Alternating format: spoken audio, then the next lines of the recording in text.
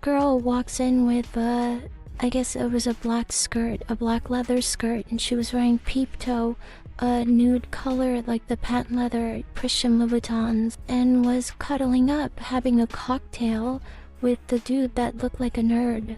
The picture that you showed me, I believe that one more so than the other, because that was more of the description that she gave me.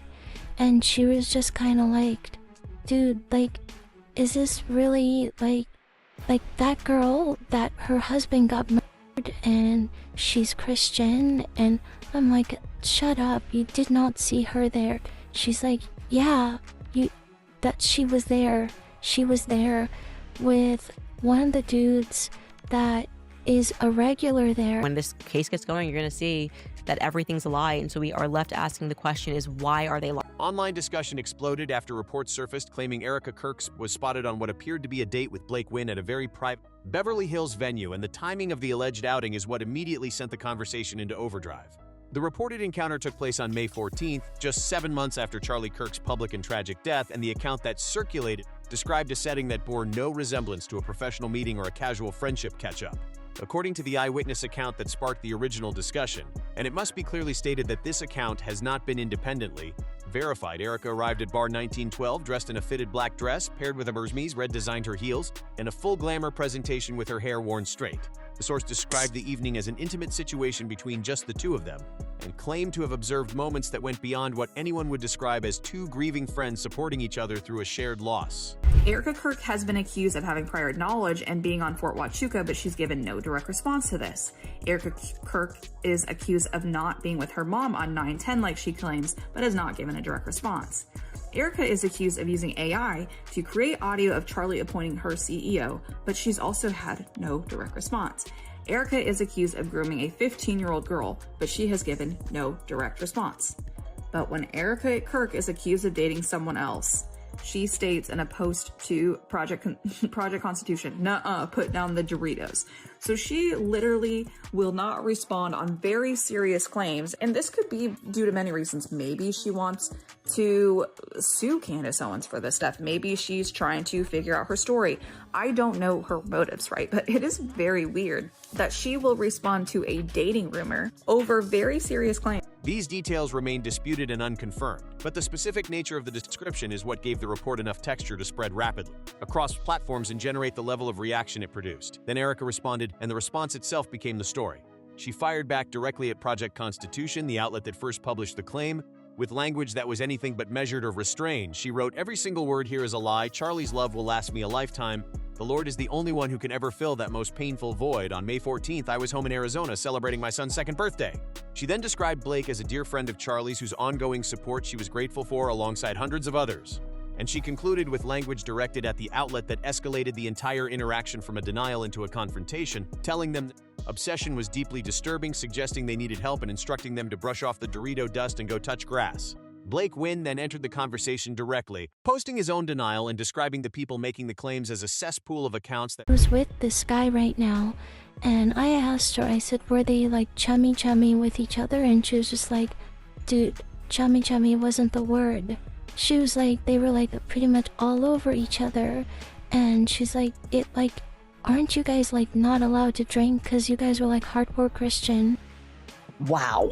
I have now confirmed through 2 separate sources that Erika Kirk has already moved on, and fast. A trusted eyewitness who knows the Beverly Hills hotel scene personally saw Erika Kirk on Thursday evening, May 14th, at the ultra-exclusive invite-only bar 1912, getting very intimate with Blake Wynn. They were hugging, kissing, and the witness says he had his hands on her. She goes on to say Erika was also heavily intoxicated. This is from the same woman who claims to be a devout trad Christian who doesn't drink. spend their time fabricating stories under the pretense of journalism. He was direct that he was not dating Erika Kirk, and added the detail that he was reportedly close to becoming engaged to a longtime girlfriend. Both denials landed clearly in the public record. And yet the conversation did not quiet down, it accelerated. because the specific dynamic that made this situation so combustible was not simply the original claim, it was how the response collided with everything already sitting in the public conversation about Erika. People online immediately began pointing out a contrast that they found impossible to ignore. Erika responded to this specific story with extraordinary speed, specific detail, and considerable emotional heat. But the questions that have been circulating for months about circumstances of Charlie's death, about the financial irregularities, about the flight timelines, about the suppressed audit. This is 30 seconds into the podcast.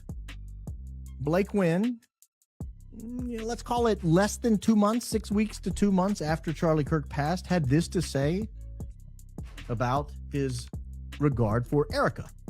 In my 50, almost 6 years on this planet, aside from my now wife, I have never been drawn to somebody that I utterly adore quicker than you. That's very nice of you to say, and the feeling's mutual. So just to give you a setup, the bald guy whose picture's on the left, that's the Fargo guy. I think it's his last name, Fargo. The guy in the hat that you can't see his eyes, that's Blake. That's Blake Wynn. It's interesting. I mean, you and I, one of the first times we spent extended time together was obviously one of the worst mornings of my life. I was with you at breakfast when I found out about Charlie Kirk being shot. And it's one of those things that separate from that situation, I've sort of asked myself, why was I with you? And you fit into a very small bucket of people that I have in my life where, it's so easy to look up to people. And I've been very fortunate in my life to get to know a lot of my business heroes very well personally, people like my Uncle Steve, people like my grandfather, and then also people who have just become major successes, or a lot of our clients and things like that. But then there's this much more rare bucket. Erika Kirk fits into it, you fit into it, and a couple other people fit into it, which... Okay, so they must be close. They must be close. Okay, so this is one of the first things we find on them. About the AI audio claim, none of those received the same rapid, direct, and personally engaged response. The selectivity of which allegations warranted a fired-up personal denial and which ones received deflection or silence became its own data point, the ongoing public analysis of how Erika manages the information environment around her. Critics noted that the intensity of the response to the Beverly Hills dinner story, combined with the continued absence of equally direct engagement, with considerably more serious and considerably more documented allegations, looked less like a grieving widow defending her honor and more like... Unfathomable, but yes, by the end of this year, we'll be hitting 5 billion within all of our accounts, which is incredible. I'm definitely not going to be slowing down at all. I'm actually really excited about that. She's very excited. It's definitely incredible. Me personally, I could fathom it. And I'm happy that she was so excited to be at this event at Mar-a-Lago less than 3 months after her husband was assassinated.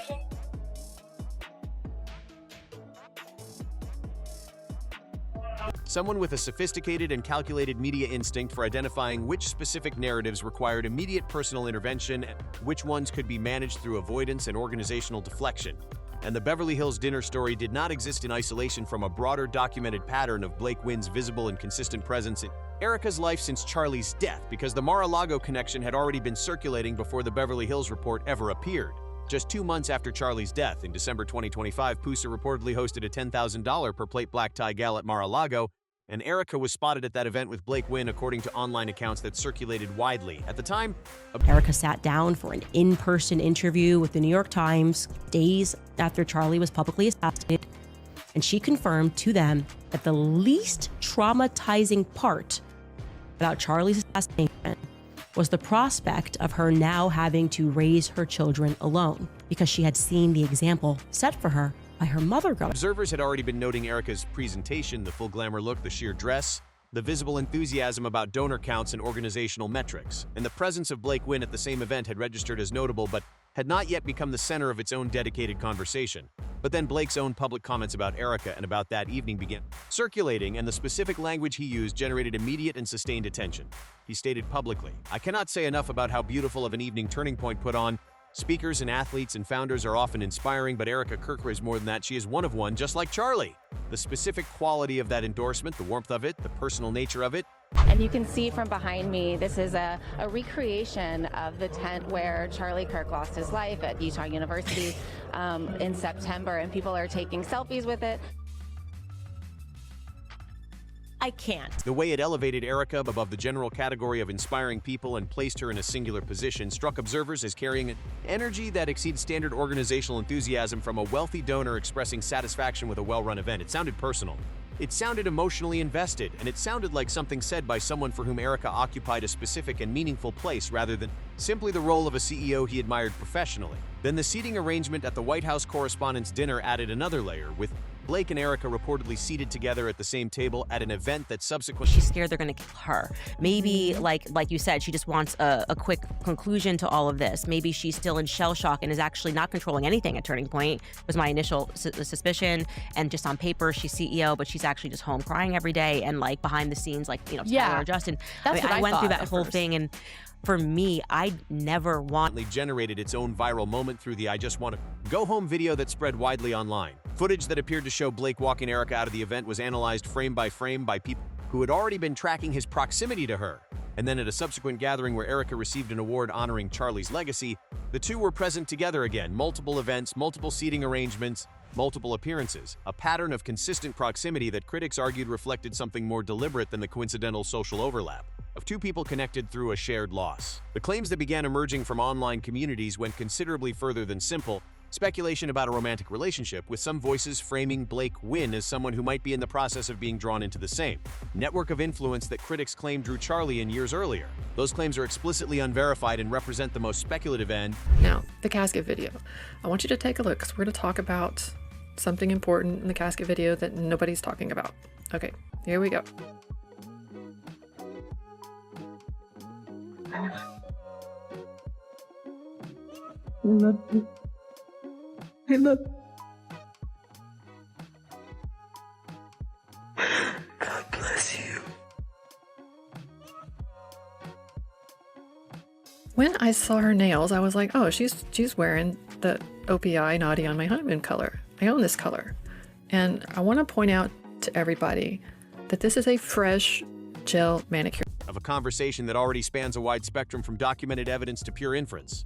But the fact that they are being made at all, and that they are generating enough engagement to sustain their circulation, reflects how thoroughly Erika's public credibility has eroded among the communities most actively tracking this situation. Blake Wynn's background is itself something that people examining this story have found worth examining. His family connections to the casino and real estate empire built by his uncle Steve Wynn, a billionaire whose own history is filled with significant public controversy and legal complications, place him firmly in the category of extraordinarily wealthy and extraordinarily well connected individuals whose social networks intersect with exactly the kind of institution. He, the night before, texted and said that he thought they were going to kill him. And not only that, but she explicitly denied that on Glenn Beck. She did deny that. Until I clocked it and said, well, Andrew Colbert told me that he was one of the ones that received it. And then it became the story about, oh, maybe it was in Telegram. Dan Flood received a message as well. It wasn't on Telegram. It was on iMessage. So who deleted it? Or were you lying? Or did somebody delete it? Okay, I want to give you the benefit of the doubt. Maybe someone took his phone in between and deleted all that. I don't even know why you have his phone, actually. I feel like that should be in evidence. But it becomes increasingly hard that no one is attacking the substance of what I'm presenting. Institutional power that critics have been arguing surrounds Erika's entire trajectory. His Jewish background has been pointed to by some online commentators in connection with Erika's very public and emotionally charged pro-Israel positioning, though that specific connection remains in the realm of speculation rather than documented relationship. His own description on a podcast of how close he has become to Erika, offered just 2 months after Charlie's death, generated significant attention precisely because the timeline makes the closeness he described feel rapid in a way that observers found inconsistent with the organic development of a new friendship formed through shared grief. Candace Owens entered this specific dimension of the conversation with observations that added weight to the questions being asked. Candace acknowledged that her own early instinct had been to consider whether Erika might have been pressured or threatened into the posture she has maintained around the investigation into Charlie's death. A posture of active discouragement of inquiry combined with public positioning that critics argue serves interests other than those of finding truth. This person emailed me, and I'll put it on the screen, that they work at Aloe, and they looked up Erika's account. And it appeared that she had spent over $1,000 buying Aloe clothing the day after Charlie was. While Candace was careful to frame this as her perspective rather than confirmed fact, the seriousness with which she engaged with the question of whether Erika was operating under external pressure versus operating with independent agency gave that question a different kind of public legitimacy than it had previously carried. Then there was the statement attributed to Erika that has circulated widely and that people have found genuinely striking in its implications, the alleged claim that the least traumatic aspect of losing Charlie was becoming a single mother because she had already seen that model demonstrated by her own mother, Lori. If that statement is accurately attributed and accurately quoted, it contains within it an implicit acknowledgement that the experience of raising children alone was not something Erika found devastating or unexpected, that she had a pre-existing framework for it and a pre-existing model to reference. And the implications of a widow describing the practical consequences of her husband's death as the least traumatic element of her loss, rather than the loss of the person himself, are something that observers have found impossible to set aside. The tent installation continues to generate its own sustained revulsion among people tracking Erika's conduct since Charlie's death. The decision to recreate the physical tent where Charlie was shot and to position it at Amfest as something people could photograph themselves with, a decision that Erika reportedly approved, is one that critics have consistently returned to as perhaps the single most viscerally disturbing specific choice in a long catalog of disturbing specific choices. The combination of that decision with the event of the century language and the merchandise revenue enthusiasm creates a picture of someone whose relationship to Charlie's death is oriented around what it provides rather than what it cost. The smaller details that keep resurfacing in online discussion, the Alo Yoga shopping trip reportedly conducted within 24 hours of Charlie's death, the fresh manicure that observers noted in footage from the immediate aftermath, the hair extensions adjustment, the camera-ready presentation across the first days after her husband was killed, the video of her at Charlie's casket that was recorded and shared publicly. Each of these individually could be explained through any number of innocent and human frameworks. People cope with shock in unexpected ways. Physical routine can provide comfort during emotional devastation. The pressure of public grieving creates its own demands that private grieving does not. These are real and legitimate alternative explanations. But the exhausting and unavoidable reality of this situation is that individual charitable explanations for individual moments cannot collectively dissolve the pattern that those moments collectively describe when assembled in sequence. The shopping trip and the manicure and the camera-ready presentation and the casket video and the merchandise enthusiasm and the event of the century language and the quick CEO succession and the Mar-a-Lago gala appearance and the Beverly Hills dinner report and the fired-up denial and the silent on serious allegations, all of it keeps connecting to the same person in the same compressed time frame. And the pattern that emerges from that connection is one that the official grieving widow narrative has never been able to fully and convincingly account for. The fundamental tension that keeps this entire conversation alive is not between people who have proof and people who are ignorant of it. It is between the official account of who Erika Kirk is and what she has done, an account that rests substantially on her own public statements and on the organizational machinery of Turning Point USA, and the documented evidence that people have assembled through photographs, records, insider accounts, behavioral observations, and timeline analysis. Those two things do not align.